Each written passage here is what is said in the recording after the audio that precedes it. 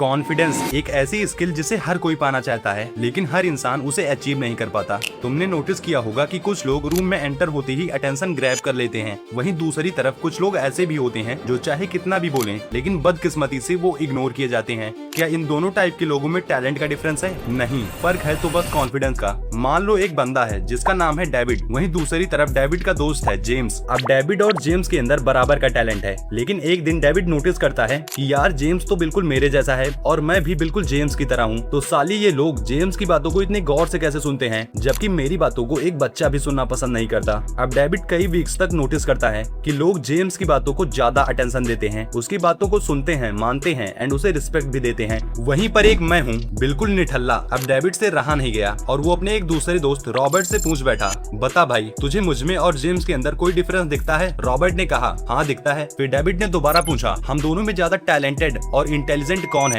इस पर रॉबर्ट बोला, यार डेविड तुम दोनों में ज्यादा टैलेंटेड कौन है इसे बता पाना थोड़ा मुश्किल है, फिर भी मेरे हिसाब से तुम दोनों ही सेम टाइप से इंटेलिजेंट हो। अब इतना सुनते ही डेविड की आंखों से आंसू आ गए। उसने रॉबर्ट से कहा, यार जब मैं और जेम्स दोनों सेम टाइप के हैं, फिर लोग जेम्स की तरह मुझे भी रिस्पेक्ट क्यों नहीं देते? इसे सुनने के बाद रॉबर्ट मुस्कुराया और बोला, बस यही एक रीजन है जो जेम्स को रिस्पेक्टफुल और तुम्हें रिस्पेक्टलेस बनाता है, एंड वो रीजन है कॉन्फिडेंस। अगर तुम्हारी जगह पर जेम्स होता तो वो रोता नहीं एंड ना ही खुद पर डाउट करता, क्योंकि वो खुद को किसी से कंपेयर नहीं करता और उसे पता है कि वो भी एक इंसान है एंड उसके अंदर भी कुछ खासियत है, और यही सोच उसे कॉन्फिडेंस देती है लोगों के सामने बोलने की, फेलियर से न डरने की एंड कुछ नया करने की। तो ये थी स्टोरी कॉन्फिडेंस की। इससे तुम्हें क्लियर हो गया होगा कि कॉन्फिडेंस का होना हमारी रियल लाइफ में कितना ज्यादा जरूरी है। तो आज हम बात करेंगे कॉन्फिडेंस को डिस्ट्रॉय करने वाली हैबिट्स की एंड कॉन्फिडेंस को बूस्ट करने वाली स्ट्रेटजीज की। तो वीडियो बहुत ज्यादा पावरफुल होने वाली है, इसलिए लाइक कर लो एंड अगर चैनल पर नए हो तो सब्सक्राइब भी कर लो। बाकी कंटिन्यू करते हैं। देखो, हम जाने अनजाने में कुछ ऐसी मिस्टेक्स करते रहते हैं जो शायद हमें नहीं करनी चाहिए। अब 90% लोग इन गलतियों को डेली परफॉर्म करते हैं, तो रीजन है या तो उन्हें इनके बारे में पता नहीं है या फिर वो इन्हें हल्के में लेते हैं। लेकिन अगर तुम उन 90% की क्राउड से बाहर 10% वाले लेजेंड्स में आना चाहते हो तो आगे जो मैं बताने वाला हूँ उसे बहुत ध्यान से सुनना, क्योंकि अब मैं बताने जा रहा हूँ तुम्हारे कॉन्फिडेंस को डिस्ट्रॉय करने वाली हैबिट्स के बारे में। तो कुर्सी की पेटी बांध लो, कॉन्फिडेंस आने वाला है।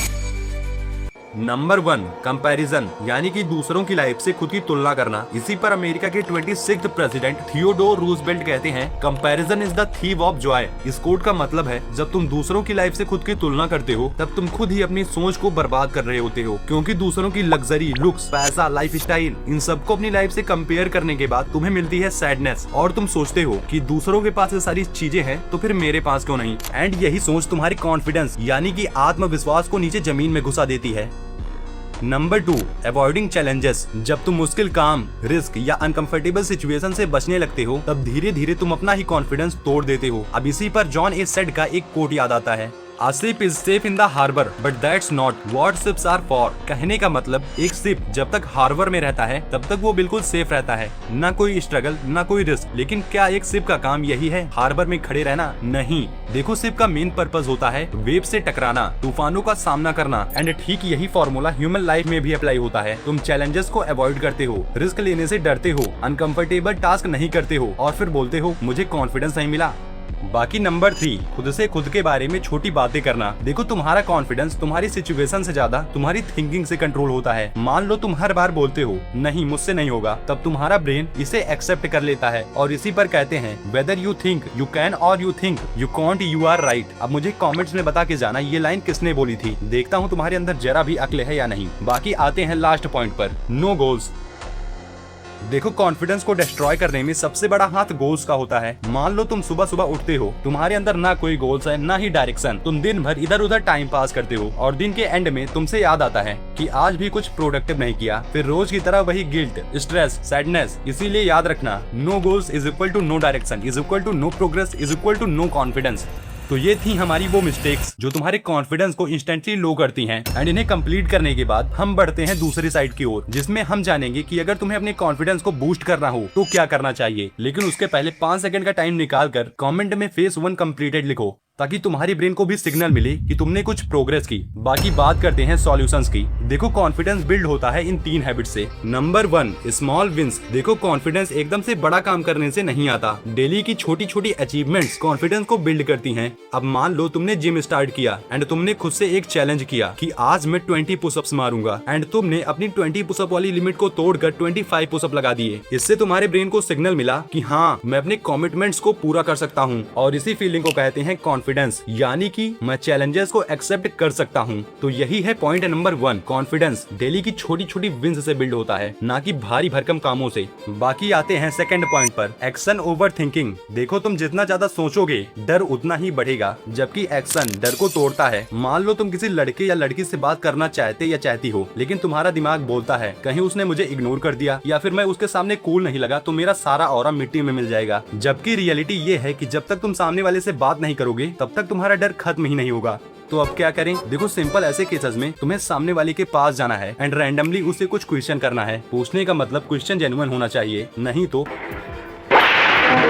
देखो जाहिर सी बात है तुम्हारे क्वेश्चन करने पर सामने वाला भी रिप्लाई देगा एंड कन्वर्सेशन यहीं से स्टार्ट होगी। तो अगर इसी सारे पॉइंट को शॉर्ट फॉर्म में बोलें तो कॉन्फिडेंस एक्शन लेने से आता है, और जरूरी नहीं एक्शन बड़े कामों से ही आए, छोटे काम भी कॉन्फिडेंस देते हैं। बाकी हम आते हैं तीसरे पॉइंट पर, कॉन्फिडेंस किलर्स को रिप्लेस करना।